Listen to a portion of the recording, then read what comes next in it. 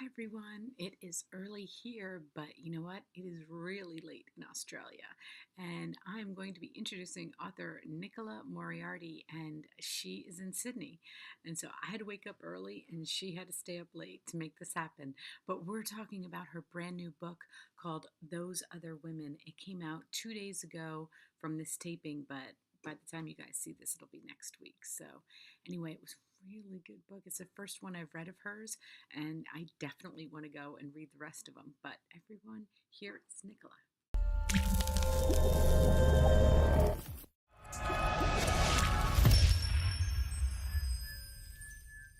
Hi everyone, I am so excited because I'm speaking with author Nicola Moriarty, and she has her brand new book with her called Those Other Women, and it came out this week. We'll be watching this video when it's been out for a whole week. Hold it up just a little bit more. It's cutting off.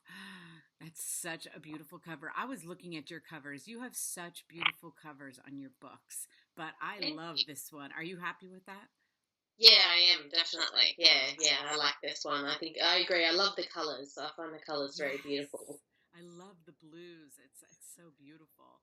But this book was so good. I want to go back and read your other books because I love this book so much. It is like the perfect chick book. But it's so different because I've never read. First of all, I love how you put Facebook into this book. I thought you did Mhm. such a great job like setting, because I don't know, that's our world today, but to make it look like that it's in real, like it is Facebook, is really difficult. Like your editor did such a good job of like making it look like how we see it, you know? Thank you. That's nice to hear. It's because that's a big part of it as well. The how it's set out afterwards as well. But yeah, Yes. it just seemed like something that was definitely worth going into the world of Facebook because, like you said, it's so relevant. Although a lot younger people would probably say it's not relevant anymore with their they've probably moved on to other social media. Yeah. But yeah, for me and for my age group, it's definitely very relevant to today. Right. And same here. It's like I've found that I'm on it more than my children are. Yeah. You know, my younger Yeah. children actually don't even have a Facebook. So it's kind of weird, like they are not on it, but for people our age, like it's still relevant in keeping in touch with people. But Yeah. I love the idea of this Facebook group though, because I belong to a lot of groups, but and I guess some of them are private, but I wasn't really understanding the private thing. I think like, when you Yeah. have to ask to join, I guess I didn't realize like nobody else can really see. I don't know. It was like when I was reading this, I was like, wow, I guess I never thought about that. When you ask to join, if it's not a public group, like nobody else can see what's going on. I don't know. It was Yeah. I love that. I love that idea because of course that's a huge part of the book too. Is the Facebook groups. I guess that you guys have Yeah. like a lot of author groups too, right?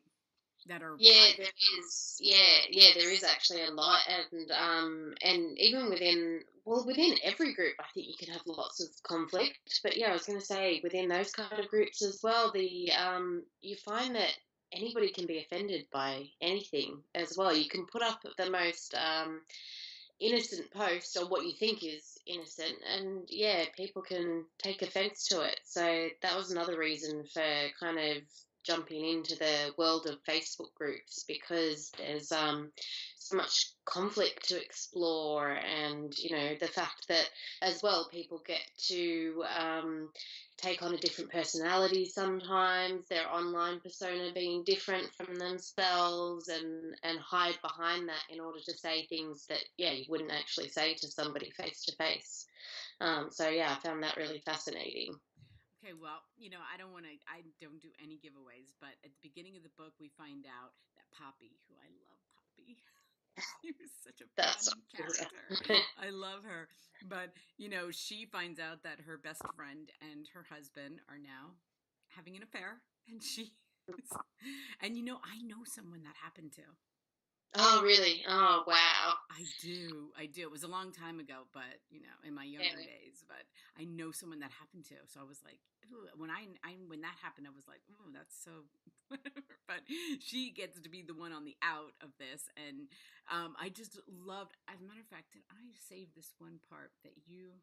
I'm pretty sure I took a picture of it. I did. Okay. Because I want to read this to people. Because having gone through a divorce, I thought this was hysterical and I actually laughed out loud. So I was like, I got to read this to them. So at the end of the first chapter, you're describing their divorce. Okay. Their Mm. imminent divorce. And Garrett is her husband's name, her soon to be ex husband's name. And you're like, I won't, Garrett got the sofa, you go on, Garrett got the toaster, Poppy took the blender. And of course, Garrett not only kept his best man from the wedding, his mate from high school, but he also cleaned up with the maid of honor too. How nice for him to collect the set. I was like, that's so perfect. Plus, the fact that it was at the end of the first chapter, it just makes you want to keep reading. It just, and you end chapters so well that you just kept wanting to change. Keep going and keep going, and that was the perfect way to end that chapter. Because it kind of sums up like when you're at the end of the marriage, it's like, okay, you get that, I get this. You got to divide all the stuff, and Mm. but usually people, you're not dividing so much. Yeah. But okay, so you really explore the world of, in the Face Group book and everything, is the world of women who decide not to have children. Yep. And I started to really think about that because I'm 53, so I have 6 children, by the way. Oh, I'm youngest of 6, so You what? you are one of 6? I'm the youngest of 6 children. Yeah. Oh, you're the Yeah. baby. Yeah, I'm the baby, and I always wanted to have 6 children because growing up with, all those sisters and brother, I thought that I wanted to have lots of kids because I loved growing up in a family like that. But I only ended up having 2. Aw. And you know Yeah, what? sorry, I've jumped in on your point. No, that's okay. I am one from 2. Okay, I only have a brother. And I used to Yeah. get mad at my parents. Like, I was like, if I'm mad at him, I don't have anybody else to play with. Yeah. And you know what? That's That's kind of, a my family. children are older now. My oldest is 30 and my youngest is 15. But Mhm. it's kind of interesting that they still use that role. So do you and your brothers and sisters like, like you go back and forth between them? That's how they do it. Yes. Yeah. Yeah, definitely. First, Absolutely. And I find when I'm with them all, I definitely revert to baby sister. I'll be, that bit more immature, that bit more silly just because they're all the older sisters. So I kind of play the role of baby sister. And interesting, you said your eldest is 30 and your youngest is 15. There's 15 years between myself and the eldest in my family as well. So wow. Did how that funny. Yeah. Yeah, it is. Did it get easier as you got older? Like I know my youngest who's still at home. He's the last one Yeah. who's still at home. And it's difficult for him at this moment to like have anything in common with the older ones. Yeah, yeah. I think there was probably stages throughout where it was like that and it felt like the gap was bigger, but definitely now we feel closer in age now. Yeah. And it's nice and we all get along really well now, which is lovely. Yeah. Yeah. Well, that's what I'm hoping for him because he has older brothers and it's like till that age gap gets a little bit, closer. Yeah. He, Yeah, yeah, I can imagine. yeah. Yeah. But Yeah, no, it'll be better. he does revert to being the baby though when they're around. Yeah. Like he Yeah. definitely he acts young. I'm like, what are you doing? Because I can imagine like with you and with your siblings, like everybody held you as a baby. Like Yeah. everybody held him as a baby. So that's Yeah. why, that's why it's like that. But anyways, that's really interesting. So Yeah. so to explore the women that decide, like I don't want to have children. I don't know that I know any women that made that decision, but I do know women who didn't have children for one reason or another. And Mm. what made you want to go tackle that topic? I'm not sure what it was. I think it started originally that I was looking at the idea of Facebook groups, and Mm-hmm. then I was involved in lots of online mothers groups, and I was seeing all the conflict there, and I think I just started to wonder about the idea of whether there were um, women feeling excluded from these groups. And then I do know some women who have chosen to be child free and just, for their own, by their own choice, not for any other reason. And I know that there's that expectation on women to want to have children, that it's, maternal instinct. People have that expectation.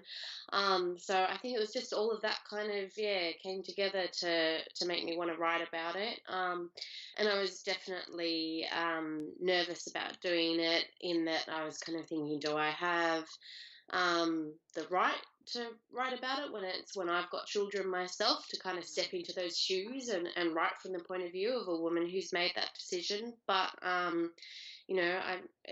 wanted to explore it, so I decided to just, yeah, give it my best shot. Well, I loved reading it from that perspective too, because I was thinking the same thing. Like, I really wouldn't know what that felt like either, because I kind of felt the pressure early on that I wanted it. I don't know. Like, the pressure was put on me, and then I also wanted it. But Yeah. I have two daughters that are in their 20s. My oldest daughter's 27. She's pregnant with her third child. Okay. Oh, But my 23-year-old, like, all she wants to do is travel. Her and her boyfriend yeah. just want to travel, and she's in college, and that's all she talks about. And I always like try not to talk about that with her, because I don't want her to think that she has to fill her big sister's shoes of, like, that was her decision, so she doesn't have to go get married and have kids in her 20s, and or else feel like not a success just because she Yeah. doesn't want to do that. And I think there are more Yeah. options, for women to want to go the career and do other things, because let's Yeah. face it, be a mom is, as you in the prologue, like, you have one of the small little chapters. I mean, being a mom takes over your life. Yeah. There is no Yeah. going back. Okay. Yeah, and I found it when I first became a mother. It was a big shock to me, because I grew up in this big family, and then on top of that, even though I was the youngest, my mum then fostered babies from the time that I was two until I was about 20. She fostered babies all the time, so we always had babies in the house. So I thought, becoming a mother, I would know, I knew what it was going to be like, and that I thought it was going to be easy, really, because I kind of thought, I know babies, I know how to do this. And then it was a shock to the system, because, once it's your own baby and it's 24/7, it's not as easy as I thought it was going to be. So, yeah, I found it quite overwhelming. And I had postnatal depression as well after both of my children. So Mm.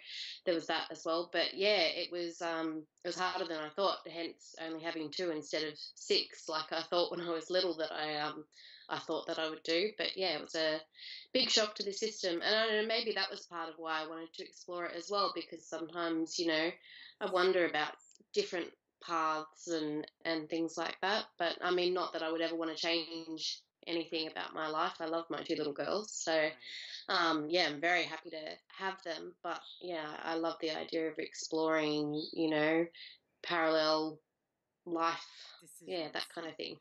Yeah, I Hmm. remember I met up with a colleague of mine from high school, and she became a lawyer, and she did this whole, and she didn't have kids. Okay. And then, Yeah. like, we were sitting across from each other. We were friends in high school, and we were both like, wow, I went on to have six kids, and you went on to be, and I was like, I wish I could have been a lawyer. And she's like, I wish I could have been a mom. Like, you Yeah. always, like, but I don't know. It's like, does the grass look greener, or you just wonder, like, what would it have been like if I would have done that? But then Yeah. they always Yeah. I wonder think what it would have looked like if she would have done, she wouldn't have done what she did. And so, but yeah. neither one of them is right or wrong. It's just Yeah, decisions. it's just natural, I think, to wonder about. Yeah. Yeah, Yeah. like you said, what would it have looked like had I taken this path and done something different? Yeah, and it's interesting to explore. Yeah. I love this scene too with Poppy and her parents and her brother. Uh, yeah. I was just, I love her mom. I don't know, it's just really funny, but it kind of led to, like, that's why she kind of had it felt like she constantly had to defend her Yeah. decision. You know what I mean? Yeah. And I don't think that that's right. I don't think you should have to defend what you decide to do. But she felt like she Yeah. always had to defend herself, like why she Yeah. didn't want children, because there was something wrong with it, Yeah. Yeah, yeah, and I think it's because it's that natural thing as well that people do always kind of expect you to follow a certain pathway. Like when, if you've been in a relationship for a certain amount of time, people start going, "Oh, do you think you'll get married soon?" And then once you get married, then it's, "Oh, when are you going to have babies?" It's just the automatic, what's Yes. next, what's next. And even when you've had a child, oh, so, maybe a couple of years later, are you going to try for another one? People Yeah. always, I don't know, they just have this expectation that your life follows this certain path. And I think, yeah, when somebody strays from that, then, yeah, they do end up having to explain instead of it just being What accepted. Although, I'm sure that these days it is getting way more better. accepted, different pathways. Yes. Definitely better than 10, 20, 30 years ago, but still not as good as it should be, I guess. Well, Yeah. you know what's really funny is when I was pregnant with my fifth and sixth child, if I'd be Mm, out with like one of the others, like at a grocery store, for instance, and yeah. they say, "Oh, you're having another baby," and I was like, "Yeah," like I would always lie, like I'd act like it was my second, like Really? Oh wow. I never, because I was like, what kind of crazy person has six children? So I didn't want to have the conversation. I didn't want them to be like, why are you, I just, so if I had one other child, they'd be like, oh, are you having, do you wish for a boy now or do you wish for a girl? Like I always Yeah. acted as if it was Yes. my second or third pregnancy. Yeah. So it's like you always feel judged by no matter what your decision is, just because I didn't want Yeah, to have the that's true. conversation, just because I wanted to avoid it. So. Yeah. Yeah, sometimes it's just easier. Yeah, it's just easier to just go along with it and not have to, like you say, constantly defend yourself and explain yourself. And Yep. everybody has an opinion. That's the Everybody, other thing as well. even the grocery store Um, people. yeah, absolutely. Yeah, Okay. yeah. I remember having my first daughter and being in a supermarket and carrying her around, and a woman came up to me because everybody wants to give you advice all the time when you've Yes. got a new baby, and a woman coming up to me and telling me, "Don't cuddle her too much." And I remember thinking, no, I'll cuddle her as much as I want to. That kind of this, yeah, unsolicited advice that, yeah, people just want to come and give you their opinion and expect you to be grateful for it as well. Well, you know what? I Mm, always tell my daughter who has children, like, even if she posts on Facebook, like anything about the kids, I'm like, mm, I am so happy that I did not have Facebook when the kids were little. Like, because yeah, everybody, that's another thing. Moms, it isn't just about moms and deciding to, like stay at home or work or, all those different things that moms go through. But now you post a picture of your children and everybody are like, what are you doing? Why are you at the park? It's 10 o'clock in the morning. Or, anything, any little thing they can think of to like tear apart what you're doing as a mom. So I yeah, always tell her like don't post a lot of like stuff about what you're doing because you'll get comments and you'll get criticism, and I'm just so happy I yeah. didn't have that at that age.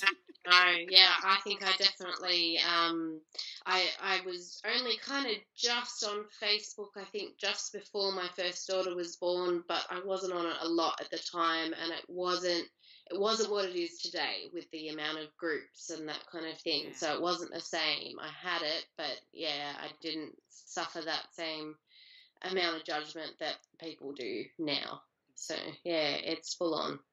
Exactly. Well, one more thing I want to tell you that I loved about the book was how you started the book, because we don't know who you're talking about.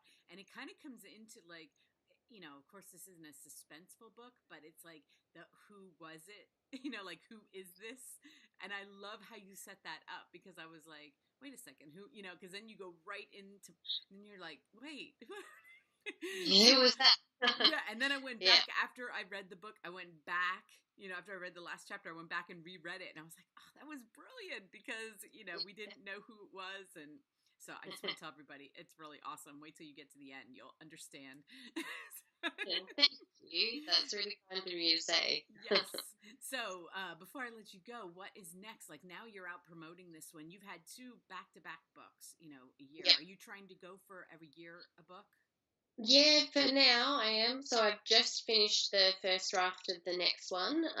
So it's with the publishers now, waiting. I'm in that limbo where I wait to see if they're happy with it and cross my fingers. And so that one is about a woman who has started a relationship with a guy, and it's moved quite quickly. And the guy has a ex-girlfriend who is still quite obsessed with him and not over him. And things are kind of ramping up with her obsession with him. And this woman decides in the end to confront the ex-girlfriend, but when she confronts her, the ex-girlfriend tells a very different story about him, and she says, "I'm not obsessed with him. We're actually still together in a relationship, and I don't know what you're talking about." And it's a bit of a who's telling the truth, who's lying. So that's, I think, as much as I can say without giving anything away. But yeah, that's the basic plot of this next one. So we shall see how it goes. Well, I think, and your writing is so funny. Like it tackles like a serious subject, sort of, kind of, and like she has heartache, Poppy's got to go through. But like the way you write it, I found myself laughing at her. Like, I don't know, and then I love that because I love to read a book that makes me laugh. But it's like you tackle this subject, but then it's like fun. There are so many funny parts along the way, and her personality, and so I can't wait to read your next book. I cannot wait. Thank you. Show everybody that cover one more time. I will have all of her websites and social media will be listed below, and the Amazon link that will take you right to the book, and one button and you got the book. So, and thank you. We'll be doing a giveaway on Instagram of this book, and I'm just so happy that I got to meet you and that I got to read your book. Thank you. Thank you so much for having me. It was really lovely to chat with you. A lot of fun. Yeah, and thank you for making this happen because I know it's late there. And but please, when the next book comes out, you know where to find me because I will read it. I will read it early. I will read it. We could talk again. So anyway, thank you from Australia. Have a great night. You can go to bed. Thank you. Enjoy your day. Thank you. Bye-bye.